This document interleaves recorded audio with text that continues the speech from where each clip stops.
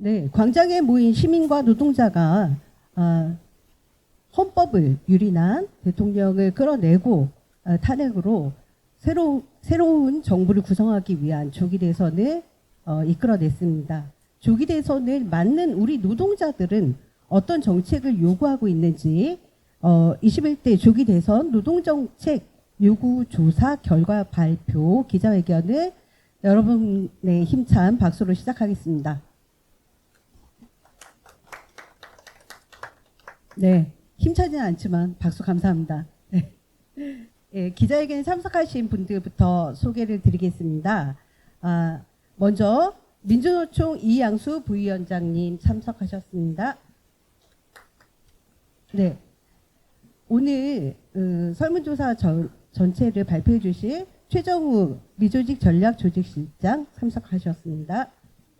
네, 민주노총 서울 본부에서 남부지부 산업단지 노동자들 조직화를 위해서 같이 힘쓰고 있습니다. 자금사업장 노동자 권리 보장에 관해서 말씀을 주실 건데요. 서다희 서울본부 남부지부장 참석하셨습니다. 네, 특수고용 노동자들의 노동권과 노동권 문제는 모든 대통령 선거에 나선 후보들이 이야기를 하고 있습니다. 근데 실질적인 요구는 현장에서 나올 수밖에 없습니다. 이 현장의 목소리를 전달해 주실 여민희 서비스연맹 전국 학습지 노동조합 사무처장님 자리하고 계십니다. 네, IT 장시간 노동의 상징입니다. 노동시간 단축을 모든 후보들이 이야기하고 있는데요. 실질적인 해결 방안에 대해서 우리 노동자들은 어떤 요구를 갖고 있는지 진창현 화성식품노조 카카오지회 부회장님 참석하셨습니다. 네, 이제 대통령 선거가 8일 앞으로 다가왔습니다. 앞서 말씀드렸듯이 이번 선거는 광장을 가득 메웠던 시민과 노동자들의 힘으로 열어낸 선거임에도 불구하고 이번 선거에 나선 유력 후보들이 노동정책을 언급하는 빈도는 상당히 낮습니다. 공약의 비율도 10%도 되지 않고 있습니다. 그래서 민주노총은 직접 이 노동자들의 요구를 모아봤습니다. 조사를 통해서 우리 노동자들은 광장에 모였던 노동자들은 어떤 정책을 요구하고 있는지 그 결과를 기자회견을 통해서 밝히려고 합니다. 그 기자회견을 이양수 민주노총 부위원장의 여는 발언으로 시작하겠습니다. 예, 방금 소개받은 민주노총 부위원장 이양수입니다. 이런 시간에 와주신 우리 언론 노동자들 또 우리 조합원 동지들께 감사의 말씀 드리겠습니다. 사회자가 말씀하신 것처럼 대선이 일주일 코앞으로 다가왔습니다. 이번 대선은 윤석열의 내란 쿠데타로 발생했고 내란 쿠데타로 시작되었고 국민들과 시민들의 열화와 같은 민주주의에 대한 요구로 마무리되어서 진행되는 선거입니다. 그럼에도 불구하고 지금 언론에서 보여지는 또 국민들에게 전달되는 것은 대통령 선거를 통해서 더 나은 세상을 위해 어떤 일을 할 것이냐가 언급되는 것이 아니라 상대방 헐뜯기 또 노동 혐오 이런 것들이 난무하고 있는 상황입니다. 정책은 실정되고 그 사이에서 우리 노동자 시민들이 바라는 새로운 세상에 대한 어떠한 청사진도 그 어느 누구도 제대로 제시하지 못하고 있습니다. 그래서 민주노총은 조합원들 뿐만 아니라 조합원이 아닌 노동자들의 의견까지 함께 모아서 이번에 여론조사, 설문조사를 진행하였고요. 그것을 오늘 발표하는 자리를 마련했습니다. 오늘 이 자리를 빌어서 이 자리를 통해서 확인되는 조합원들과 또 우리 비조합원인 노동자들의 요구가 무엇이고 또 얼마나 절박한지 대선 후보들 그리고 많은 국민들에게 전달되는 자리가 되었으면 좋겠습니다. 민주노총은 이번 대선 기간이 얼마 남지 않았지만 대선 이후에도 이런 노동자들의 요구를 실현하기 위해서 요구하고 싸워나가고 만들어 나갈 것을 약속드리면서 인사 말씀을 대신하겠습니다. 감사합니다. 네, 고맙습니다. 이제 우리 미조직 노동자들의 의견을 모으는 게 상당히 쉽지 않았는데요. 그 결과를 듣기 전에 우리의 요구를 구호로 간단히 정리를 해보겠습니다. 마지막 네 글자만 같이 두 번 외쳐주시면 고맙겠습니다. 노조할 권리 확대하고 차별 없는 노동권 쟁취하자. 불안정 노동 철폐하고 노동기본권 쟁취하자. 주 4일제 장시간 노동 철폐 노동 존중 사회 쟁취하자. 5인 미만 사업장 노동자, 특고 프리랜서 플랫폼 노동자, 모든 노동자에게 근로기준법 적용하라. 네, 이제 최정우 민주노총 미조직 전략 조직실장 모시고 그동안 진행했었던 민주노총이 직접 여론조사를 통해서 거리에서 만났던 노동자들의 노동정책 요구 조사 결과를 듣도록 하겠습니다. 네, 안녕하십니까. 민주노총 미조직 전략 조직실장 최정우입니다. 배포한 칼라로 복사된 이거를 보면서 우리 기자님들하고 같이 보면서 빠르게 좀 설명을 드리도록 하겠습니다. 1페이지입니다. 조사 기간이 오타가 났는데요.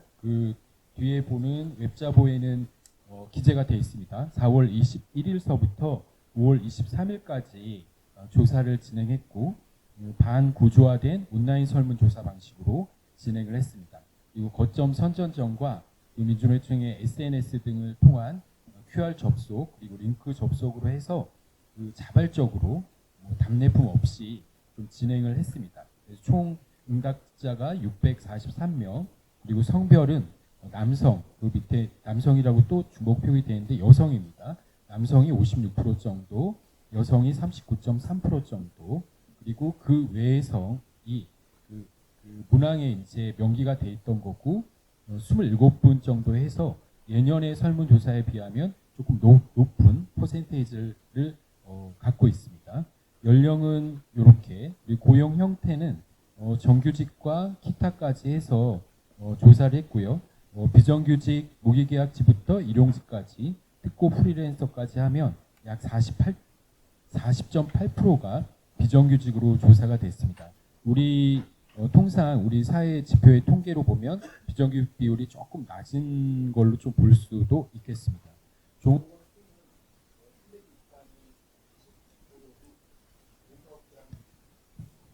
작은 사업장 중심으로 조사가 됐다라는 거 말씀드리도록 하겠습니다. 노조 가입은 미가입이 33%, 212명이고 한국노총이나 상급단체에 가입한 분들까지 하면 67%가 일단 노조에 가입한 분들입니다. 그리고 지역별 통계로 보면 수도권 중심으로 좀 많이 조사가 됐다는 거 말씀을 드리도록 하겠습니다. 지금 3번은 요약이고요. 요약은 다 설명을 하고 다시 돌아와서 중요 부분만 핵심적인 것만 좀 말씀을 드리도록 하겠습니다. 자료 5페이지입니다. 일단 불평등 해소를 위해서 대선 후보가 가장 먼저 추진해야 될 노동정책을 물었습니다. 그 두 가지를 선택하는 거기 때문에 많은 중복 표기가 있었고요. 그 속에서 1위가 노동조합 할 수 있는 권리보장 지원이었습니다. 그리고 두 번째가 동일노동 동일임금, 차별 없는 공정한 임금이었습니다. 그리고 세 번째가 5인 미만 그리고 초단시간 노동자에게 근로기준법 전면 적용이었습니다. 5페이지 하단에 보시면 민주노총은 1순위가 노조할 수 있는 권리보장이고 미가입은 동일노동 동일임금 그리고 초단 노동자에게 근로기준법 전면 적용 5인 미만 사업체 근로기준법 전면 적용이 순위가 높았습니다. 그리고 3순위로 특고 플랫폼 프리랜서 노동법 적용 등등이 나왔습니다. 요거를 적어놓은 거는 약간 조직 노동자와 미조직 노동자의 요구가 좀 다르기 때문에 이렇게 좀 분별을 해놨다 말씀드리겠습니다. 8번은 고용안정입니다. 고용안정은 비정규직, 정규직화 등 비정규직 축소가 31.4%로 가장 높았고요. 두 번째가 5인 미만 등 작은 사업장 노동자들에 대한 해고 보호 제도였습니다. 그래서 이거는 그 조직 비조 그 미가입을 가리지 않고 이렇게 좀 동등하게 나왔고 비정규직, 정규직화 축소가 가장 높았습니다. 우리 사회의 그 비정규직의 고용 문제가 심각하지 않습니까? 지금 현재도 시정이 되지 않고 있는데 시급한 개선이 좀 요구된다 이렇게 말을 할 수 있겠습니다. 워라밸입니다. 저희가 일과 삶의 균형인데 저녁이 있는 삶으로 좀 같이 좀 물어봤고요. 그래서 워라밸에 대해서 그 추진해야 될 노동 정책을 물어봤을 때 그 주 4일제 노동이 가장 높았습니다. 26%가 나왔는데 이것도 조직과 그 미가입을 따지지 않고 주 5일제가 좀 높은 퍼센테이지를 이렇게 높았고요. 그 다음에 장시간 노동 근절과 포괄임금제 폐지입니다. 그리고 금지. 그래서 18.6%를 차지해서 저희가 보기에 주 4일제가 이렇게 이제 높은 퍼센테이지가 나온 거는 일단은 그 일과 삶의 균형에 있어서 이제 주 4일제를 시행할 시기가 되지 않았는가. 그리고 적극적으로 제도 정책으로 보장해야 되지 않는가라는 생각을 했고 포괄임금제와 장시간 노동 근절이 좀 기본 바탕이 돼서 그 워라밸을 할 수 있는 삶으로 가야 되지 않을까 이렇게 보고 있습니다. 저출산은 1위가 그 주거 안정인데요. 잘 봐야 될 게 그 7페이지 하단에 있는 것처럼 주거 안정이 26.7%입니다. 근데 성별 교차표를 한번 보실까요? 8페이지 보시면 중반에 있습니다. 이게 교차표인데 빨갛게 표시된 게 여성은 성별 임금 격차 해소, 성평등 일터 조성이 39.5%입니다. 그리고 그 옆에 보면 남성은 8.3%거든요. 전체적으로 주거안정 대책이 1위를 차지하긴 했지만 여성은 아직도 성별 임금과 성평등 일터 조성을 말하고 있습니다. 이것은 저희가 보기에는 여성의 성별 격차 임금이라든가 성평등 일터 조성은 그 여성에게 떠맡겨지는 게 아니라 우리가 이제 대선 요구 발표지 않습니까? 국가가 책임지고 국가의 정책으로 그리고 제도적 뒷받침으로 돼야 된다라는 것이 여실히 나온 그런 설문으로 볼 수 있겠습니다. 일하면서 가장 큰 불만은 저도 좀 그 예전에는 이제 미래가 불투명하다 이게 1위가 나올 줄 알았는데 올해는 소득이 작다가 나왔습니다. 보시면 그 30%로 좀 높게 나왔죠. 그리고 보시면 성별 교차표를 보시면 여기도 9페이지에 빨갛게 표시된 여성이 36.8%로 좀 높게 나옵니다. 이것은 여성의 저임금화 현상을 나타내는 거다. 그래서 성별 격차 해소가 좀 우리 사회에 좀 중요하게 다가온 그런 지표로 볼 수 있지 않을까 이렇게 보고 있고요. 여기에 아직 교차표는 넣지 않았지만 20대에서 30대는 연차 등 쉴 수 있는 시간이 없다가 조금 높게 나왔어요. 시간이 없어서 교차표를 다 넣지 못했는데 그 연령별로 좀 일하면서 가장 큰 불만이 조금은 차별이 있다, 차이가 있다, 차별이 아니라 차이가 있다 이렇게 말씀드릴 수 있을 것 같습니다. 10페이지 보시면 그 12번입니다. 그 비근로계약을 맺은 비율인데요. 30% 정도, 29.7%가 그 비근로계약을 맺었다고 합니다. 그래서 보시면 저희가 이제 교차표를 쭉 봤을 때 그 5인 미만 같은 경우에 38%, 20인 미만이 31%, 20에서 29인 53%, 100인 미만 29.5% 이렇게 해서 작은 사업장일수록 이 비근로계약을 맺는 비율과 경험이 되게 높다 이렇게 알 수 있습니다. 10페이지 하단에 놓은 것은 특고 프리랜서는 너무나 다 그 처해진 현실이 그 비근로계약에 노출될 수밖에 없다. 역시나 높게 나왔죠. 69.2%가 나왔다라고 설명드릴 수 있겠습니다. 11페이지에 보면 상단에 작은 사업장 중에 그 비근로계약 현실을 나타내는 교차 통계표입니다. 13페이지는 임금체불인데요. 임금체불은 그 경험한 분들이 한 14% 정도 됩니다. 여기도 그 작은 사업장 중의 노동자들이 임금체불 비율이 상당히 높습니다. 그래서 11페이지 굵은 글씨로 되어 있는 300인 이상은 9.8%임에도 불구하고 뭐 30인 미만은 22%에 달하는 등, 그리고 100인 미만은 23.9%에 달하는 등 작은 사업장, 100인 미만 사업장의 임금 체불이 300인 이상 사업장의 두 배에서 3배에 달하는 걸로 나타났습니다.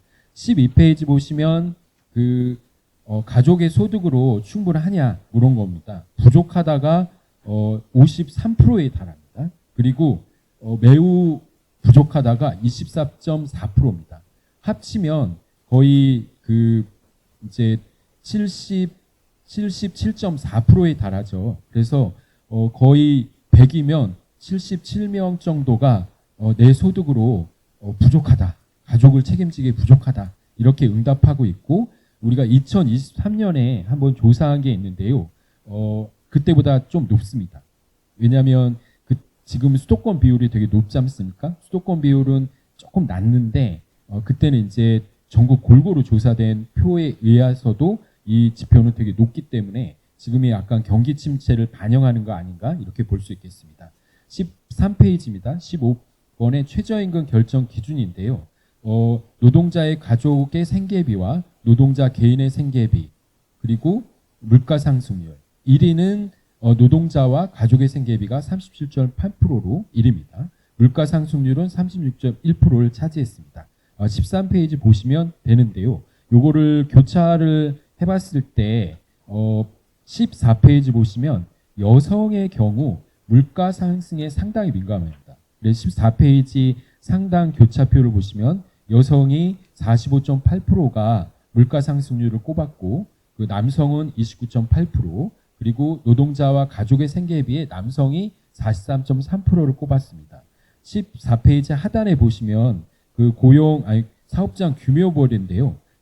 약간 뭐 아주 도드라진 건 아니지만 작은 사업장일수록 그 물가 상승률에 민감하다라는 것들을 볼 수 있습니다. 이거는 우리가 2023년에 했을 때랑 좀 약간 다릅니다. 그때는 노동자 가족의 생계비를 다 1번으로 꼽았거든요. 근데 이거는 여성과 작은 사업장의 그 최저임금이 오르지 않았죠. 작년에 거의 뭐 실질임금 삭감폭보다 안 오른 거기 때문에 그 저임금 현실 그리고 최저임금 소폭 인상의 결과이지 않을까 이렇게 조금 예측을 해볼 수 있을 것 같습니다. 이 직장 내 괴롭힘을 당한 비율이 있습니까? 이걸 했을 때 그 민주노총과 미가입 노동자들의 교차표를 넣을까 했는데 거의 비슷했습니다. 오히려 어떤 표에서는 그 민주노총 조합원의 그 직장 내 괴롭힘 비율이 더 높은 걸로 나타나기도 했습니다. 그래서 지금 현재 직장 내 괴롭힘은 35.6%가 좀 처하고 있다. 이렇게 보시면 될 것 같고요. 15페이지 중간 표를 보면 여성의 비율이 높습니다. 44.7% 남성에 비해서. 그리고 그 외성도 상당히 높습니다. 40.7%로 상당히 높게 나타나는 것. 그리고 비정규직일수록 직장 내 괴롭힘을 많이 당합니다. 41.5%, 15페이지 하단에 이렇게 비교표에서 나타났습니다. 17페이지 보시면 21대 투표를 할 수 있냐? 대선 이제 7일인가 8일밖에 안 남았죠. 보시면 유급으로 보장이 58.9%입니다. 아무 보장이 없는 게 22.1%, 그리고 무급으로 보장이 12%입니다. 투표 시간만 보장은 7%, 퍼센테이지가 빠졌네요. 이렇게 되어져 있고, 보시면 하단 16페이지 하단에 보면 아무 보장 없음이 특고 프리랜서 58.2%, 그리고 무급으로 보장이 29.7%입니다. 그리고 옆에 보시면 5인 미만 같은 경우에는 자료 17페이지입니다. 무급으로 보장이 14.6%, 아무 보장 없음 36%에 달합니다. 따라서 5인 미만 같은 경우에는 관공서 휴일에 관한 그 규정을 적용받지 않지 않습니까? 그래서 적용이 제외됩니다. 그래서 임시 공휴일로 지정을 못 받고 있습니다. 근데 5인 미만 같은 경우에는 역시나 절반 가까이 50.1%가 투표권을 보장받지 못해서 그 올바른 그 투표의 정당한 권리를 차별 없이 누리지 못할 뿐만 아니라 노동권까지 차별받는 그 지금의 노동 현실을 그대로 드러내고 있지 않을까 봅니다. 그래서 결론은 앞에 2페이지 돌아오신 것처럼 일단은 그 노조할 권리가 보장되면서 동일임금과 그리고 차별 없는 노동권을 우리 조합원들이 많이 응답을 하긴 했지만 노조할 권리 보장으로부터 불평등 사회를 해소하겠다라는 우리의 그 명확한 의지를 좀 보여줬고요. 그리고 비정규직 문제 중요하다라는 것, 그리고 워라밸 3과 1의 균형은 우리 이제 모 후보께서는 52시간을 계속 주장하면서 주 4일 근무제를 반대한다 이렇게 얘기하신 분도 있는데 우리 통계로는 주 4일제가 굉장히 높다. 그리고 저출생 고령화는 국가 정책과 제도적으로 보장돼야 된다. 그리고 일하면서의 소득 감소, 그러니까 그 소득이 작은 게 가장 불만인 것과 아까 얘기했듯이 지금 소득으로 77.4%가 못 살겠다. 이거는 저임금에 처해진 현실을 그대로 저임금 구조화된 거죠. 비정규직의 증가, 최저임금의 소폭 인상 이걸 얘기하는 거다. 그리고 체불임금은 작은 사업장이 2배에서 3배 정도 더 높게 나타났다. 그리고 여성과 작은 사업장 노동자들이 체감 물가에 굉장히 예민해져 있다. 그리고 여성일수록 비정규직일수록 직장 내 괴롭힘 비율이 굉장히 높다. 5인 미만 노동자 50.2%가 일단은 올바른 투표권을 누리지 못해 차별을 받고 있다. 이렇게 얘기할 수 있습니다. 민주노총은 이번 설문조사를 이미 발표한 대선 요구에 반영을 하고 3대 영역, 사회 대개혁 3대 영역과 16개 과제에 반영을 하고 노동권 보장, 차별 없는 평등 사회 실현을 위해서 온 힘을 다해서 투쟁해 나가고 사업을 해 나갈 예정입니다. 감사합니다. 이상입니다. 네, 고맙습니다. 제가 기자회견 시작하기 전에 제 인사를 안 했네요. 저는 민주노총 미정국장 박은정입니다. 이 여론조사 결과를 통해서 확인하듯이 우리 노동자들은 우리 노동 기본권을 지키는 방법을 너무 잘 알고 있습니다. 노동조합 할 권리를 확대하고 모든 노동자가 노동관계법에 적용을 받도록 하는 것, 그것이 대안이라고 하는 것을 뚜렷하게 밝히고 있습니다. 하지만 아직 우리 대선 후보들은 그 목소리를 크게 내고 있지 않죠. 그리고 내일부터는 여론조사 결과를 공표하지 못하게 됩니다. 오늘 그래서 여러분들 이 자리에 와주신 기자분들의 발걸음이 너무너무 귀한데요. 이 노동자들의 목소리가 바깥으로 정말 잘 크게 나갈 수 있도록, 더 크게 나갈 수 있도록 기자 여러분들께서 역할을 해주실 것을 좀 부탁드리겠습니다. 이제 현장 목소리를 듣는 시간을 갖겠습니다. 민주노총 서울본부 남부지부 지부장님, 서다희 지부장님 모시고 발언 듣겠습니다.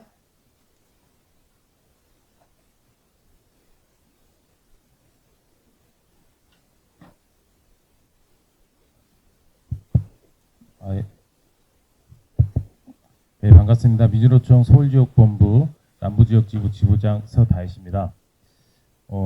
제가 있는 곳은 이제 서울 디지털 산업단지라고 해서요. 부로공단이 있던 자리입니다. 그곳이 디지털 산업단지로 바뀌어서 지금 현재 약 13만에서 14만 명의 노동자들이 일을 하고 있습니다.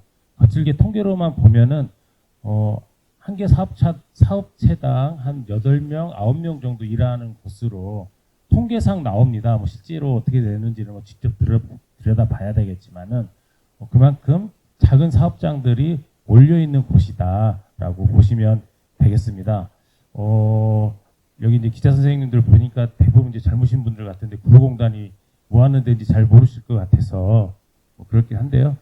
근데 이제 옛날 수출산업공단이었습니다. 가발 만들어서 팔고 여성 노동자들이 집단적으로 모여서 이렇게 뭐 노동을 하던 곳이었는데요. 지금 같은 경우는 뭐 업종이 많이 바뀌기도 하고 겉으로 보기엔 매우 세련되어져 있는 것처럼 보이지만은 실제 그곳에서 일하고 있는 노동자들의 노동 환경 자체는 그닥 나아지지 않았습니다. 그래서 아마 민주노총에서 작은 사업장 노동자들이 어떻게 살고 있냐 그리고 어떤 요구를 하고 있는지에 대해서 특별히 저를 부른 것 같아서요. 관련된 말씀을 좀 드리도록 하겠습니다. 일단은 좀 통계청에서 발표한, 주로는 이제 노동부에서 발표한 통계 자료입니다. 이것들을 좀 살펴봤으면 합니다. 일단 지난해 10월 22일 통계청이 발표한 24년 8월 경제활동인구 근로 형태별 부가조사 결과에 따르면요. 현재 임금 노동자 중에서 정규직은 1268만 5천 명, 비정규직은 845만 9천 명, 약 38.2%를 차지하고 있다고 합니다. 정규직 노동자는 전년 대비해서 14만 7천 명이 줄어들고 비정규직 노동자는 전년보다 33만 7천 명이 증가했다고 하는데요. 이런 사실들이 무엇을 시사하고 있을지는 이제 기자 선생님들이 충분히 좀 아실 거라고 봅니다. 비정규직 노동자 중에서 이제 시간제 노동자들의 경우 월 평균 남녀 임금 격차가 약 14만 7천 원 정도로 되어 있습니다. 고용 형태로 봤을 때 정규직, 비정규직 차별에 남녀 간 차별이 중첩되어 있다라는 것, 이것은 너무나 좀 유명하고 잘 알려져 있는 사실이죠. 여성 노동이 남성 노동의 식민지라는 사실, 이것은 너무 잘 알려져 있습니다. 그리고 우리 사회에 또 하나의 노동 식민지가 있습니다.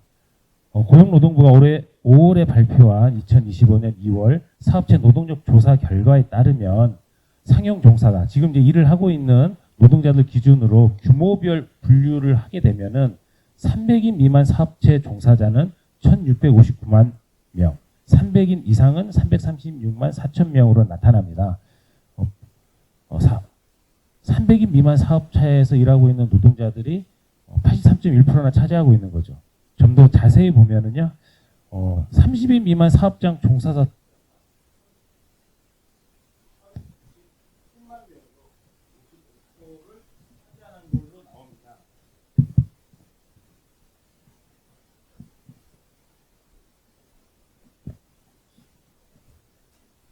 네, 10명 중 8명은 중소영세 사업장에서 일하고 있는 셈이고 10명 중 5, 6명은 30인만 영세 사업장에서 일을 하고 있습니다. 이게 무슨 차이가 있냐? 결정적으로 급에서 차이가 납니다.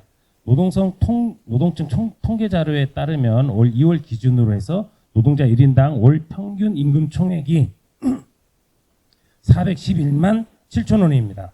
이 중 300인 이상 사업체에 다니는 노동자의 월 평균 임금 총액은 651만 5천 원인데 비해서 300인 미만 사업체의 노동자 월 평균 임금 총액은 362만 4천 원입니다. 약 280만 원 차이가 나는데요. 5인 미만 사업장은 월 평균 260만 원을, 10인 미만 사업장은 333만 원을, 30인 미만 사업장은 378만 원을 받아가고 있다고 합니다. 그러니까 전체 노동자, 지금 일하고 있는 노동자들의 50% 이상, 55%는 월 평균, 전체 노동자의 월 평균 임금 총액도 못 받아가고 있는 셈인 거죠. 고용노동부가 2024년 10월에 발표한 23년도 기업체 노동비용 조사 보고서가 있습니다. 노동비용은 뭐냐면요, 회사가 이제 노동자들 부려갖고 써먹는데 월급도 줘야 되는데 여기 4대 보험도 줘야 되지, 뭐 밥도 줘야 되지, 차비도 줘야 되지, 뭐 이런 비용들을 싹 다 더한 것이 노동비용입니다. 300인 이상 대비 300인 미만 기업체 월 평균 노동비용의 수준은 67.5% 수준이었습니다. 이 정도밖에 지출을 안 한다는 건데요. 좀 더 자세히 살펴보면은 법정의 복지비용, 뭐 식대라든지 학자금이라든지 이런 것들을 지출하는 비용이 300인 이상은 월 평균 1인당 43만 4천 원을 지출하는데 300인 미만은 15만 1천 원을 지출해서 34.8% 수준밖에 안 된답니다. 30인 미만의 경우는 12만 7천 원인 거죠. 그래서 29.3% 수준이라고 하죠. 교육 훈련 비용은 300인 이상은 4만 6천 원을 투자하는데 300인 미만은 6,500원에서 14% 수준이었다고 합니다. 통계에 나오진 않지만 10인 미만이라든지 5인 미만 사업장인 경우에는 거의 없을 거라고 추정이 되고 있습니다. 그래서 성별, 고용 형태별 임금 격차와 함께 사업체 규모별 임금 격차라는 3중 격차가 우리 사회에 존재하고 있고 작은 사업장 노동 또한 우리 사회의 또 다른 식민지라는 것이 드러난 셈입니다. 이 작은 사업장 노동자들의 임금 격차뿐만이 아니라 다양한 법과 제도에서도 배제되거나 소외되어 있습니다. 일단 300인 미만 사업장은 산업안전보건위원회 설치 의무가 없습니다. 여기에는 이제 전문 과학 기술 서비스업도 포함되는데요. 최근 중대재해 사망 사고가 발생한 사업장도 이 업종은 분류되어 있습니다. 산업안전보건위원회 설치 의무가 없죠. 100인 미만 사업장의 경우에는 산업안전보건위원회 설치가 없는 경우가 대다수입니다. 100인 미만이면은 이제 글쎄요, 이제 뭐 이래도 되는지 잘 모르겠고요. 특히 이제 광업과 제조업 같은 경우는 산재 사건이 많이 일어날 수 있겠는데요. 50인 미만 사업장은 마찬가지로 산업안전보건위에 설치 의무가 없습니다. 이 생명안전 문제가 사업체 규모로 이렇게 좀 재단될 수 있는 것인지 의문이긴 합니다. 30인 미만 사업장은 근로자 참여 및 협력 증진에 관한 법률상 설치해야 할 노사협의회를 설치할 의무가 없습니다. 안 해도 되는 거죠. 노사협의회는 근로환경 개선이라든지 생산성 향상 및 성과 배분, 고충 처리 이런 것들을 좀 하자고 만들어 놓은 건데요. 이런 것도 안 해도 된다는 겁니다. 30인 미만 사업장은 근로환경 개선을 안 해도 되고 성과 배분이나 고충 처리 등 안 해도 된다는 것인지 법에 이렇게 못 박아놨습니다. 20인 미만 사업장의 경우는 산업안전보건법상 필수 설치 시설인 휴게시설을 설치하지 않아도 됩니다. 20인 미만 사업장 노동자들은 쉬지 마라 이런 이야기인지 모르겠네요. 10인 미만 사업장은 취업 규칙을 만들 필요가 없습니다. 그래서 뭐 사장이 자기 멋대로 해도 뭐 할 말이 없는 거죠. 5인 미만 사업장은 너무 유명해서 그런데 하나하나 좀 말씀드리겠습니다. 해고가 자유롭고 연장, 야간, 휴일 근로를 하여도 가산수당이 없고 무제한으로 일을 시킬 수 있습니다. 주일 하루만 보장하면 주 6일 근무를 시킬 수도 있고요. 연차 휴고도 없습니다. 법정 공휴일에 실수도 없습니다. 직장 내 괴롭힘 방지법도 적용되지 않습니다. 중대재해처벌법도 외입니다. 찾아보면 더 있을 수 있습니다. 그래서 그리고 또한 노동조건이 개선되는 과정에서도 작은 사업장 노동자들은 항상 후순위였습니다. 법정 공휴일에 유급 휴일화 되는 과정도 300인 이상 사업장부터 20년 1월 1일부터 시작해서 22년 1월 1일까지 5인 미만 사업장 제외입니다. 주 5일 근무 제도도 대기업부터 시작했습니다. 2004년 7월 1000명 이상 사업장부터 시작해서 2011년 7월에야 5인 이상 사업장도 적용이 되었습니다. 임금격차가 재벌 중심 다단계 하청 구조에서 발생한다면 법 제도적 배제와 소외는 정치권이 정부가 나서서 작은 사업장 노동자들을 차별한 셈입니다.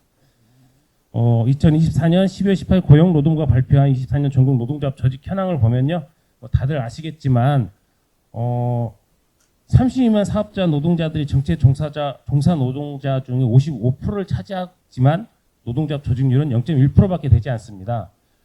노동 조건이 열악하기 때문에 항상 이직을 희망하고 작은 사업장이라서 노동조합을 유지하기도 어렵고 활동하기도 어렵기 때문입니다. 어쨌든 노동조합이 어려운 이 작은 사업장에서 아까 살펴본 것처럼 30만 사업장은 노사협에도 허용되고 있지 않습니다. 1000만 명 이상의 32만 사업장에서 일하고 있는데요. 한국 사회 대다수 노동자들이 길거리에서 가다 부딪히면은 둘 중에 한 명의 노동자들은 무권리 상태에서 일을 하고 있다라는 것입니다. 이러한 현실을 바꾸지 않고 사회 대기업을 이야기한다는 것은 망상이고 거짓말입니다. 어쨌든 이러한 현실을 바꾸기 위해서는 권리 행사의 길을 보장해줘야 됩니다. 이를 위해서 초기업 교섭을 제도화해야 됩니다. 산별노조가 산업별 종사 노동자들 권리 보장을 위해서 정부나 기업 집단을 상대로 대표 교섭이 가능하도록 해야 됩니다. 작은 사업장 노동자들의 목소리가 조직되고 울려 퍼질 수 있도록 노동조합의 기능이 확대되고 제도적 밑받침이 돼야 되겠습니다. 그래야만 기업 단위 노조 가입이 아니라 개별 가입으로도 제도적 권리 행사가 가능해집니다. 5인 미만 사업장 노동자들에게 근로기준법 전면 적용을 해야 됩니다. 앞서 살펴보신 것처럼 5인 미만 사업장은 노동 지옥이나 마찬가지입니다. 기준은 말 그대로 보편적 기준이 되어야 합니다. 임금격차의 가장 큰 원인은 재벌 대기업 중심으로 수직 계열화되어 있는 다단계 원하청 구조 때문입니다. 사회적 숙고를 통해 동일노동, 동일임금제도, 공급망, 공정임금 제도를 정착시켜 나가야 됩니다. 여기엔 하청에 하청을 주면서 애주를 주면서 노동자들을 수탈해온 재벌 대기업의 책임이 가장 큽니다. 이에 대한 사회적 책임을 다하도록 해야 하겠습니다. 4대 보험 의무가입 및 적용 대상 또한 확대되고 관리 감독 또한 강화돼야 됩니다. 최근에 금속노조 서울지부가 소속되어져 있는 주얼리 산업 있는 주얼리 여러 사업장들이 있습니다. 종로에. 근데 여기 보면은 대부분 4대 보험이 적용이 돼 있지 않아서 노동자들이 퇴사를 하고 혹은 이제 회사가 망해서 나왔을 때 자기 노동 이력이 증명을 못 합니다. 노동 이력을. 이런 것들 관리 감독 잘 해야죠. 근데 이런 것들 안 하고 있다는 겁니다. 작은 사업장의 경우 기업 복지가 전무합니다. 전무한 기업 복지는 사회적 복지로 채워야 합니다. 정부뿐만 아니라 재벌 대기업 또한 책임을 가지고 사회적 복지 확대를 위해 나서야 합니다. 이건 한국 경제의 선순환 구조를 만들기 위한 또 다른 형태의 사회적 투자가 되기 때문입니다. 대선이 허무한 말잔치로만 끝난 것이 아니라 실질적 변화의 계기가 되어야 합니다. 내란 세력 완전 척결은 정권 교체 플러스 내란 세력의 뿌리 극우 파시즘의 근원을 제거하는 것이 수반되어야 가능합니다. 극우 파시즘은 사회적 양극화, 각자 도생, 각자 도생 경쟁 사회가 만들어냅니다. 삶의 불안과 불평등을 혐오로 분칠하고 감추는 선동이 문제 해결을 폭력에 의존하게 만듭니다. 그에 대한 답은 당연하게로 협력과 연대를 통해 평등과 평화를 지향하는 사회입니다. 다시 한번 이번 대선이 작은 사업장 노동자들도 한국 경제를 떠받치는 당당한 주체로서 충분히 존중되고 행복할 권리가 보장되는, 그래서 모든 사람들이 잘 살 수 있는 사회로 나아가는 계기가 될 수 있기를 바랍니다. 감사합니다. 네, 정말 오랜 기간 작은 사업장 노동자와 함께하면서 작은 사업장 노동자의 정말 처한 노동 조건의 문제를 절절하게 느끼고 있어서 하시고 싶은, 전달하고 싶은 내용들이 정말 더 많았던 것 같습니다. 이제 작은 사업장 문제는 여러분 여론조사를 통해서 확인하셨듯이 비근로계약을 체결하는 노동자들의 증가로 인해서 더욱더 서로 간의 불안정 노동자들의 어떤 노동 조건을 다 악화시키고 있습니다. 노동위원회를 찾아서 부당해고를 주장하는 5인 미만 사업장 노동자들이 각하가 되고 있는데요. 그 각하되는 과정을 보면은 실제 일하는 노동자가 5인 미만이 어서가 아니라 이 근로기준법상 노동자로 산정되지 않는 노동자들이 같이 있기 때문에 모두가 근로기준법 적용을 받지 못하는 사례들이 늘어나고 있습니다. 이 제도상 노동법 사각지대에 있는 노동자들의 목소리를 여민희 서비스연맹 전국학습지 노동조합 사무처장님 모시고 듣겠습니다.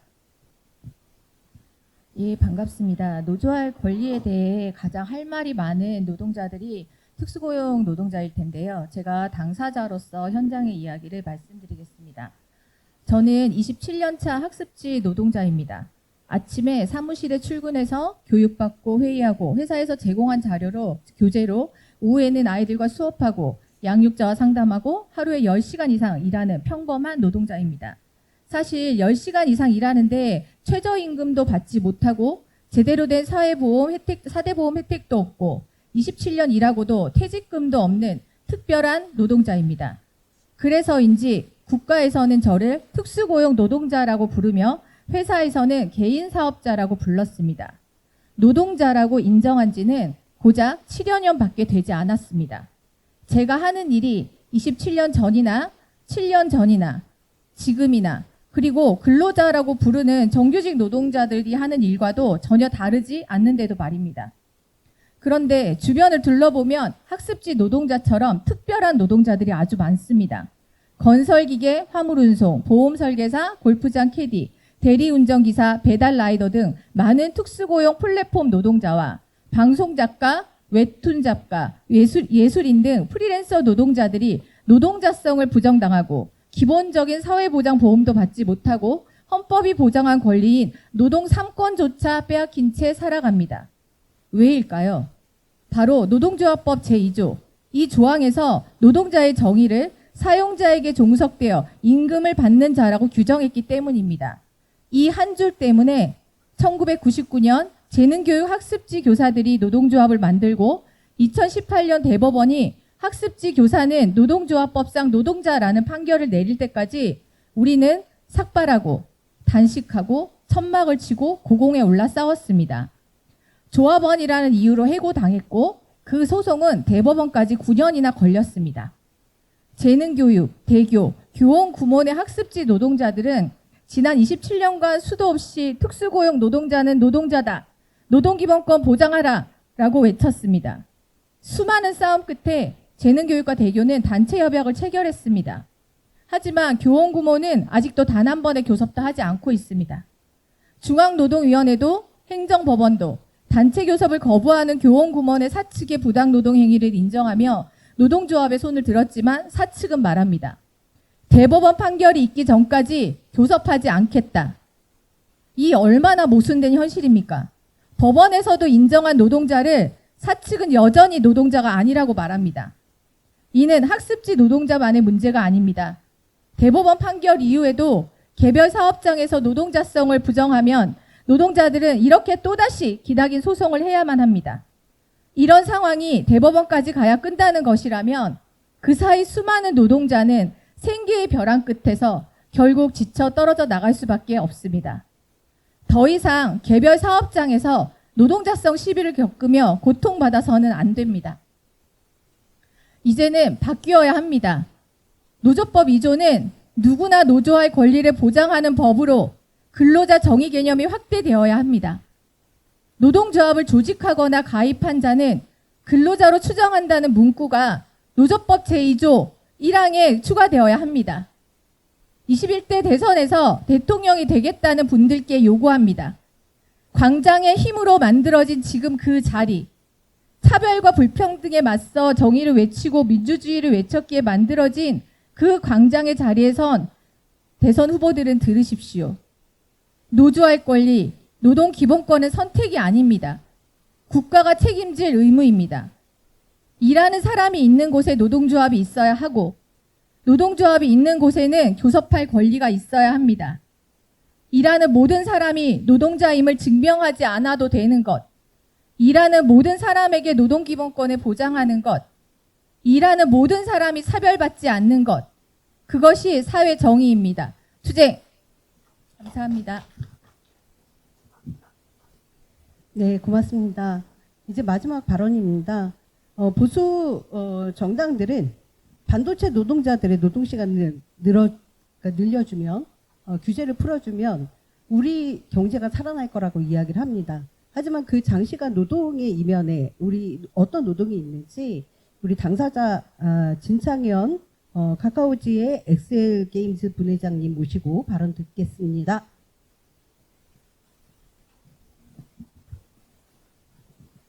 안녕하세요. 전국화학섬유식품산업노동조합 카카오지의 부지회장 진창현입니다. 21대 대선 노동정책 요구 설문조사에 따르면 저녁 있는 삶을 실현하기 위해 가장 시급히 추진해야 할 정책으로 주 4일제 도입이 51.3%로 가장 높은 지지를 받았습니다. 이어 장시간 노동 근절이 40.9%를 차지했습니다. 대한민국은 여전히 OECD 국가 중에서도 상위권의 노동시간을 기록하고 있습니다. 그로 인해 많은 노동자들이 과로와 만성적인 스트레스에 시달리며 건강을 해치거나 가족과 함께하는 소중한 시간마저 잃고 있습니다. 우리는 종종 열심히 일하면 성공한다는 말을 당연하게 받아들입니다. 그러나 오래 일하는 것이 반드시 높은 생산성이나 경쟁력을 의미하지는 않습니다. 연구에 따르면 장시간 노동은 집중력 저하, 창의력 감소를 불러오고 결과적으로 생산성을 떨어뜨리며 산업재해로 이어질 수 있습니다. 또한 과도한 노동시간은 만성피로, 수면 부족, 고혈압, 심혈관 질환 같은 신체적 질환은 물론 우울증과 불안장애 같은 정신건강 문제로 이어질 수 있습니다. 결국 장시간 노동은 노동자의 삶을 무너뜨릴 뿐 아니라 기업의 효율성과 경쟁력을 악화시키는 원인이 됩니다. 이는 노동자의 건강뿐 아니라 기업의 안정성과 신뢰성까지 위협하는 심각한 문제입니다. 이러한 문제들을 해결하기 위해 바로 노동시간을 단축하고 얼마나 오래 일했는가 보다 얼마나 효율적으로 일했는가를 주목해야 합니다. 노동시간을 줄이고 일과 삶의 균형을 회복하는 실질적인 변화가 필요합니다. 그 해답은 바로 주 4일제를 도입하는 것입니다. 주 4일제는 단순히 하루를 더 쉬자는 것이 아닙니다. 이는 일과 삶의 균형을 회복하여 노동자의 삶의 질을 높이고 업무의 효율성과 창의성을 키우며 모두가 더 건강하고 지속 가능한 사회를 만들기 위한 구조적인 전환입니다. 실제로 아이슬란드, 일본, 영국 등 여러 나라에서 주 4일제를 시범 도입한 결과 직원들의 만족도와 업무 효율이 향상되었고 기업은 인재 유치와 조직 문화 개선 측면에서 큰 성과를 거두었습니다. 가까운 일본의 마이크로소프트는 2019년 주 4일제를 시범 도입한 결과 직원들의 업무 생산성이 무려 40% 가까이 증가하고 인쇄물 소비 59% 감소, 전기 사용량 23% 절약 등 뚜렷한 경제적 효과를 확인하였습니다. 국내 일부 IT 기업과 스타트업에서는 주 4일제를 자율적으로 도입하여 직원들의 이직률이 줄고 업무 만족도와 창의성이 눈에 띄게 향상되었다는 결과가 보고되고 있습니다. 우리가 주 4일제를 논의하는 이유는 단순한 복지 확대를 위한 것이 아닙니다. 이는 건강하고 창의적이며 더 행복한 삶을 위한 투자입니다. 이제 우리는 일과 삶이 조화를 이루는 새로운 시대를 함께 열어가야 합니다. 노동자는 더 건강하고 기업은 더 창의적으로 성장하며 사회는 더 안정적으로 나아가기 위해 노동시간 단축은 이제 선택이 아닌 필수입니다. 지금이 바로 노동 미래를 새롭게 설계할 기회입니다. 함께 지혜를 모아 노동자들이 더 나은 삶을 누릴 수 있도록 주 4일제 도입이라는 실질적인 노동정책 실현을 위해 함께 나아가야 합니다. 맞습니다. 기자회견 마무리돼가고 있는데요. 혹시 질문이 있으신 분이 있을까요? 네, 없는 것으로 확인이 됩니다. 네, 그러면 오늘 기자회견 현장에서 오신 분들, 귀한 분들의 발언을 제가 막 너무 재촉을 했던 것 같습니다. 죄송합니다. 같이 구호로 마무리를 하겠습니다. 네, 이렇게 들어주시고요. 예. 임금체불 불법 파견, 포괄임금제 근절로 작은 사업장 노동권 지켜내자. 모든 노동자 근로기준법 적용, 노동기본권 보장하라.